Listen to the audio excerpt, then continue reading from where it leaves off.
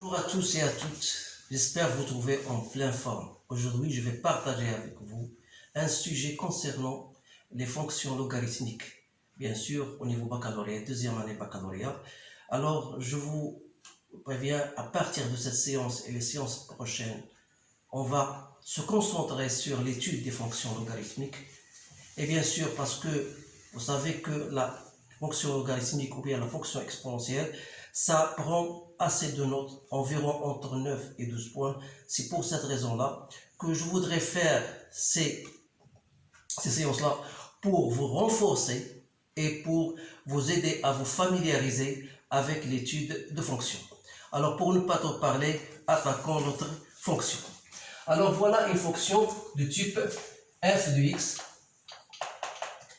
ln de x sur ln de x plus 1.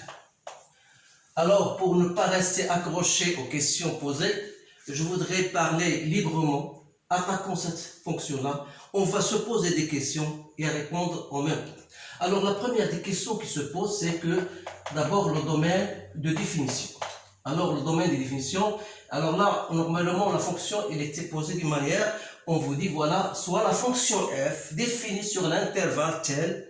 Alors là, pour vous faciliter la tâche, parce qu'ils savent dorénavant que la plupart des étudiants trouvent un problème en déterminant une fonction domaine de définition. Alors là, si vous êtes trompé à déterminer le domaine de définition, alors là, le reste du problème est foutu. Donc c'est pour cette raison qu'on vous donne généralement à 90% le domaine de définition, ou bien on vous dit montrer que le domaine de définition de cette fonction est tel ou tel.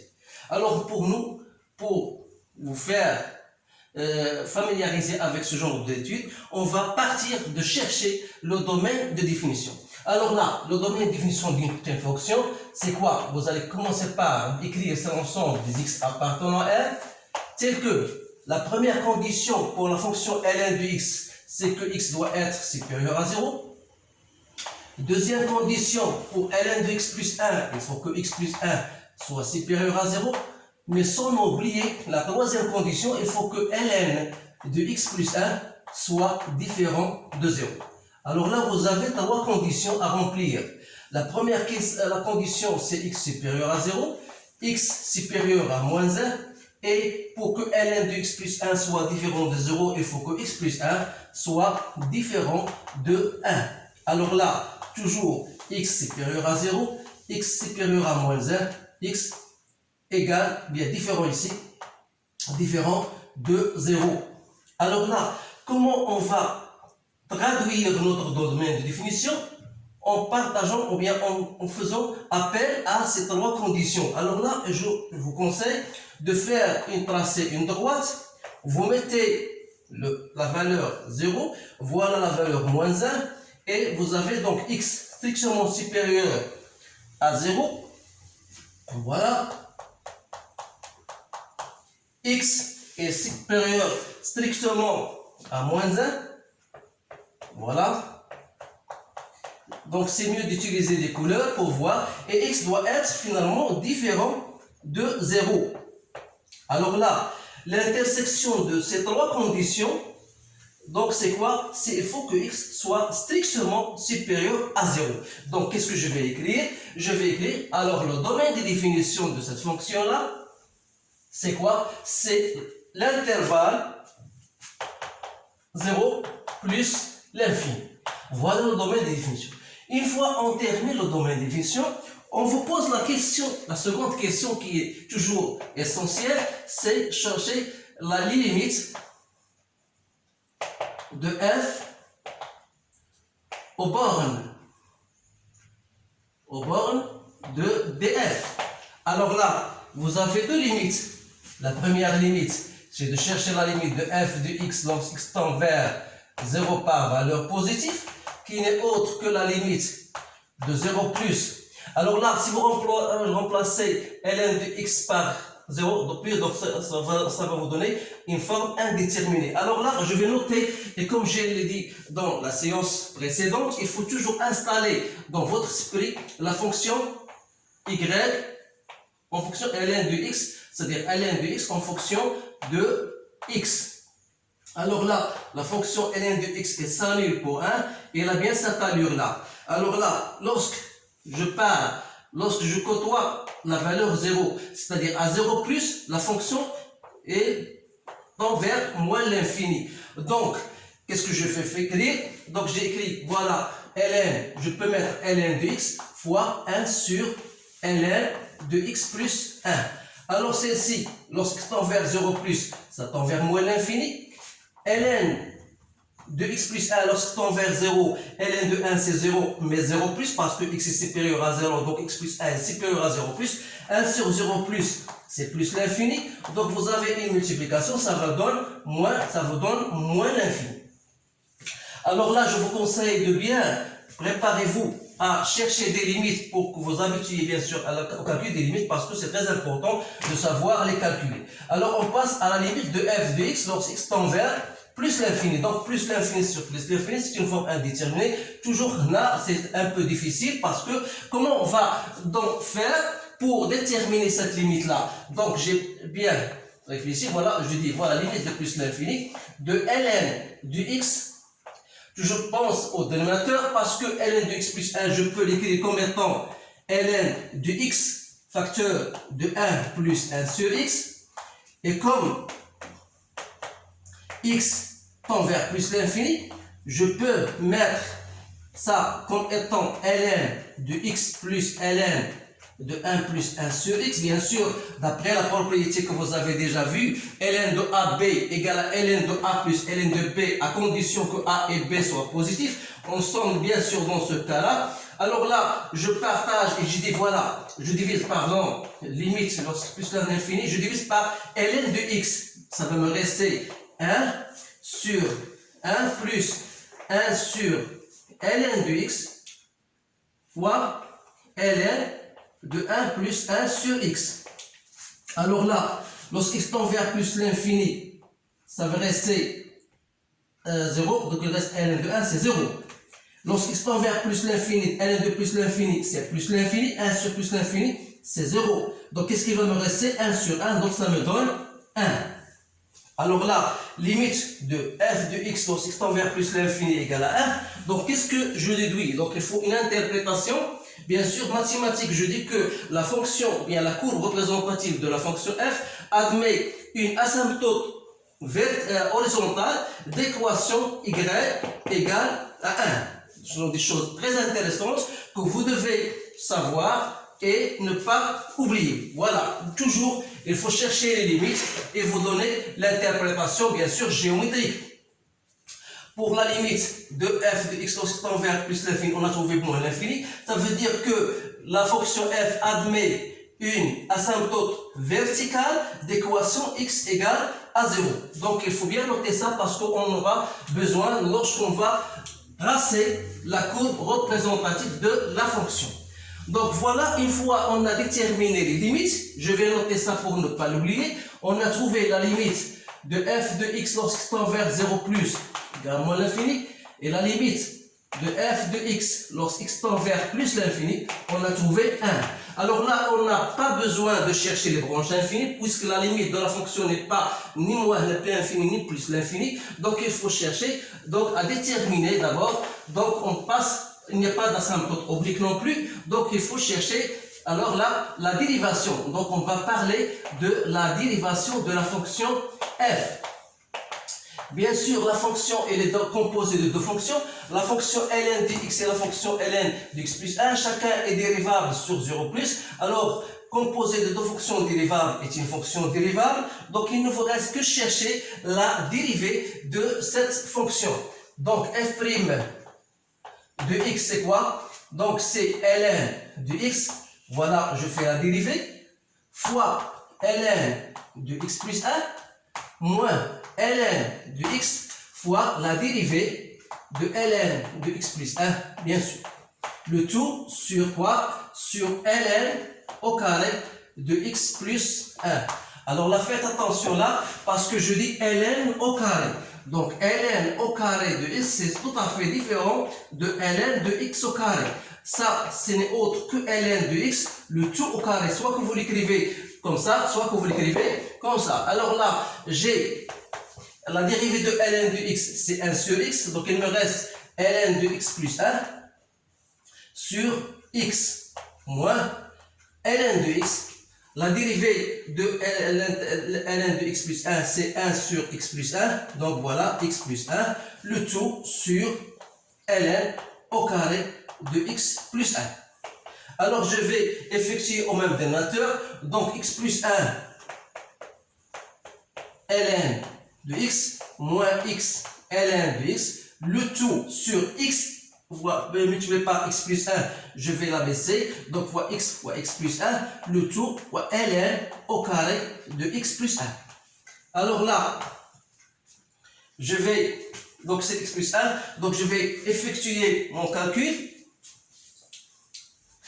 Alors là, j'ai x ln de x plus ln de x moins x ln de x.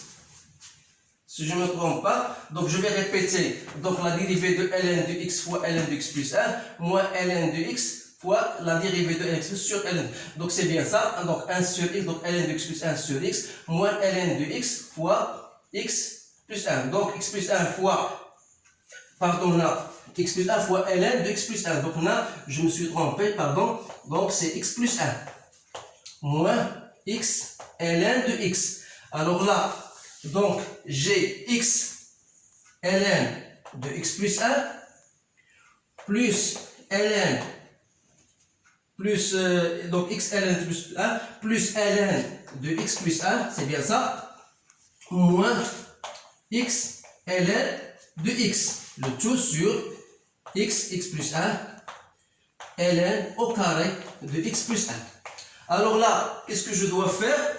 Vous remarquez bien sûr que x, je peux mettre x en facteur, donc je vais écrire ici, donc l' de x n'est autre que x, voilà, il est en facteur de ln de x plus 1, voilà, et en facteur de moins ln de x. Il me reste quoi? Il me reste donc ln, je dois l'écrire d'une façon plus claire, donc je vais effacer ça et je demande pardon, donc parce que je n'ai pas assez d'espace, donc j'écris voilà f' de x égale à x facteur de ln de x plus 1 moins ln de x plus ln de x plus 1, le tout sur x plus 1 ln au carré de x plus 1. Alors voilà ma fonction dérivée. Donc maintenant, après avoir déterminé la fonction dérivée, alors je dois étudier les variations de la fonction f. Étudier la variation de la fonction f, ça veut dire est-ce que la fonction sera croissante ou bien décroissante. Alors arrivé à ce stade-là, ça paraît bien sûr que la fonction est un peu plus lourde. Mais il faut réfléchir parce qu'il faut revenir toujours au domaine des définitions. Vous avez x strictement supérieur à 0. Ça veut dire quoi? Ça veut dire que x plus 1 est supérieur à 1. Donc ça veut dire que ln de x plus 1 est supérieur à ln de 1 qui est égal à 0. Donc voilà la première des choses. D'autre part, vous avez que x plus 1 puisque x est strictement supérieur à 0. Donc x plus 1 est toujours supérieur à x. Alors là, comme la fonction ln de x, vous le savez, est fonction croissante, ça veut dire que ln de x plus 1 est supérieur à ln de x. Alors là, donc ln de x plus 1 moins ln de x sera bien sûr strictement supérieur à 0. Alors là, le premier terme ici, voilà, ce premier terme, il est strictement supérieur à 0. ln de x plus 1, il est supérieur à 0. X est positif, x plus 1 c'est strictement positif, ln au carré est positif. Donc qu'est-ce qu'on va dire? On dit que la fonction f' de x est strictement supérieure à 0. Alors la fonction f est comment? Elle est strictement croissante sur l'intervalle 0 plus l'infini. Alors là, je dois dresser tout simplement mon tableau de variation. Alors la fonction x, f' de x, et voilà f de x. La fonction est définie sur 0 plus l'infini.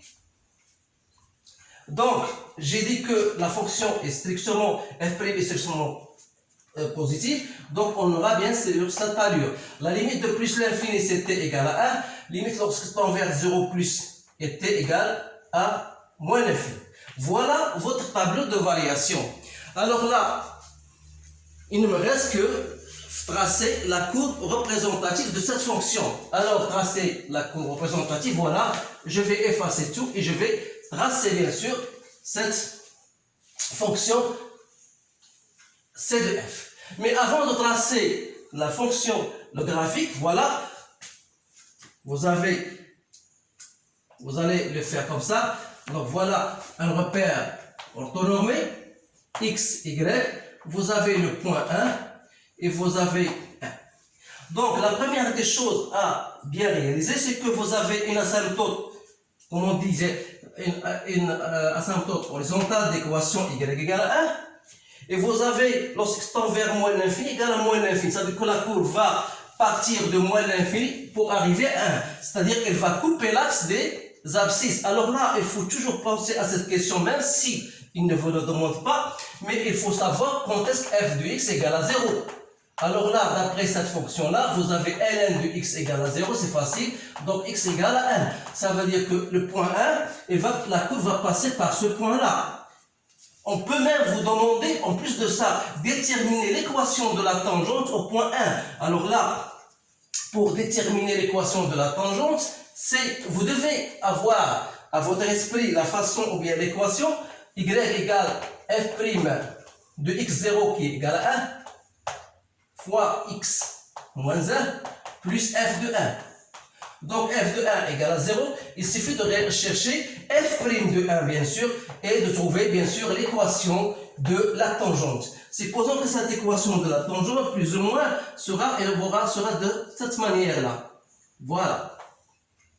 Alors, pour tracer la fonction, voilà, il ne vous reste que de tracer la fonction. Donc elle part de moins l'infini. Voilà. Et côtoie y égale à 1. Donc voilà la courbe représentative C de f. Alors là, donc on a bien terminé notre exercice. Donc il y a d'autres questions qui se posent. Alors là, montrer que la fonction, on vous dit voilà, montrer que f admet, ce sont des questions qu'on vous pose toujours, admet une fonction réciproque f-1 définie sur un intervalle J qu'on déterminera ou bien qu'on précisera. Alors là, qu'est-ce qu'il faut montrer? Il faut montrer que la fonction f et les contenus, bien sûr, sont sur son domaine de définition. Elle est strictement croissante. Alors, on dit que f admet une fonction f-1 définie sur l'intervalle j qui n'est autre que f de i, c'est-à-dire f de 0 plus l'infini.